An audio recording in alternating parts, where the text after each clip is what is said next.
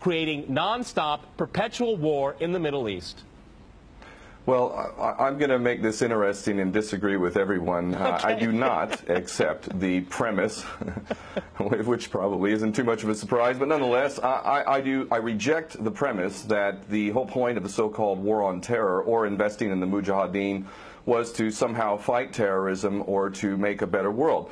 I would argue that if you really want to know what's happening with Middle Eastern policy, then you must read Oded A Strategy for Israel in the 1980s. Now, in that document, which is pretty much being played out to a T right now and has been for many years, there were serious objectives for Israel. And Israel's main objectives were to expand and grow in line with the Greater Israel Project. And in order for it to do that, there would need to be an excuse to justify the expansion of Israel. And in order to do that, we would have to sow the seeds of sectarian hatred and violence in the region. The #1 target of this plan was Iraq. We've achieved that. That's not a failure. That's actually a success. Iraq is a failed state largely. It is an absolute basket case. Sectarian hatred is absolutely insane. We see the beheadings and all of this madness, and we think it's a disaster. No, it's not at all. In fact, it's all part of the plan to break up Iraq into 3 different states.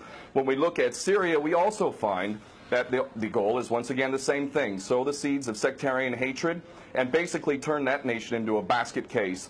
This is happening according to plan as well. Now, ISIS, funny enough, could stand for the Israeli Secret Intelligence Service. Many people are seeing the very big benefits to the state of Israel, the so-called Jewish state of Israel, by the breakup and the balkanization of the surrounding states. So actually, if you believe what's being told to you, and I just don't know why anyone would believe anything that comes out of the mouth of virtually any Western leader, whether it be Obama or Bush or any of the rest of them, all of these people are nothing but patent liars, and everything they say is pretty much the opposite of the truth. So I don't accept virtually anything they say. Okay, good. Okay, Peter, if I can go to you in New York. I mean, there is absolute continuity between the policies of Iraq and breaking it up and breaking up Syria as well. It is beyond naive to suggest that the U.S. doesn't have its fingerprints all over ISIS. In fact, tell me this: why has ISIS never once, or al-Nusra Front or al-Qaeda, not once have they attacked Israel? In fact,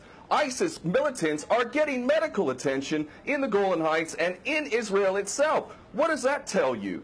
There is absolute continuity, but the actual policy, just like the Project for a New American Century laid out very clearly, that a, quote, new Pearl Harbor would be necessary to achieve this goal of full spectrum dominance. You could never tell the American people, or the world for that matter, we're going to fight wars of aggression where we're going to have to invade and occupy, we're going to have to spend hundreds of billions, if not trillions of dollars to achieve the goal of full spectrum dominance, which is to control, absolute control over air, land, sea, and space, and cyberspace. The American people never would have bought it, so you can't tell them that. You have to tell them a bunch of lies. And we see this over and over again. What you have to do, Ken, if I can go... It would actually be a question that there must always be a boogeyman. In fact, you're sitting in Russia now. For 50 years plus, we were fighting this Cold War that really was an absolute charade to begin with. There never really was a threat of a Soviet invasion. And for decades, we spent insane amounts of money developing nuclear weapons to the point of really completely, totally collective insanity. And here we sit today in a world that threatens a third world war with a policy that is clearly intended to totally destroy Syria. Let's see what happens. If we take Bashar al-Assad out of the equation in Syria, does anybody with half a brain not understand that that vacuum that's going to be created is going to be a vacuum filled by the most powerful interests there? And who is that right now? Well, that would be our best friends and allies, these little Frankenstein monsters that we create, whether it's al-Qaeda or al-Nusra Front or the latest ISIS monster that we've created. Those are the ones that are going to fill that vacuum, and that fits perfectly in line with Oded A Strategy for Israel in the 1980s. And if these other two gentlemen haven't read that document, I seriously suggest you do. Another thing that's really worthy of pointing out is the so-called Islamic State is anything but Islamic. And yes, there is a war on Islam. Islam is very understood by many Muslims around the world to be absolutely 100% forbidden for you to forcibly convert somebody to Islam or kill them.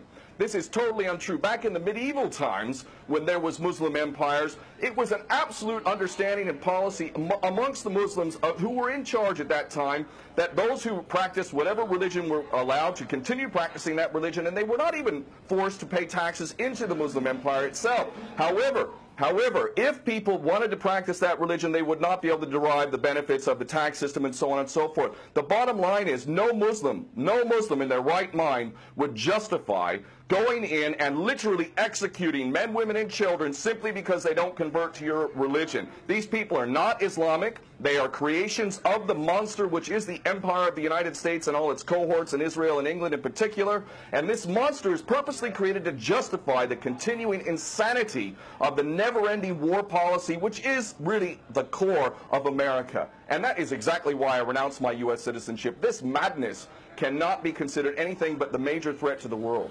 Okay, Peter, in New York, one of the things we've seen... Well, there are very obvious solutions. One is to arrest the traitors in the U.S. Congress and White House who have sworn to uphold the U.S. Constitution, and somehow the American people have sat by while the president has afforded himself the power to execute anyone, anywhere, anytime, for any American citizen to be detained without any due process of law, no representation, incognito, and theoretically he could be condemned to death by a military tribunal in secret and executed. All of this operating under supposedly the United States Constitution. So all of these traitors need to be arrested, first and foremost. When Netanyahu came to the Congress a couple years back, he received 29 standing ovations by these cowardly chicken hawk traitors. So the American patriots need to stand up and grab a pair and ultimately have some integrity and get rid of these traitors. Secondly, cut off all funding to Israel. Israel is a pariah state, a criminal state. It is committing active policies of genocide by the legal definition of the word according to Black's Law Dictionary.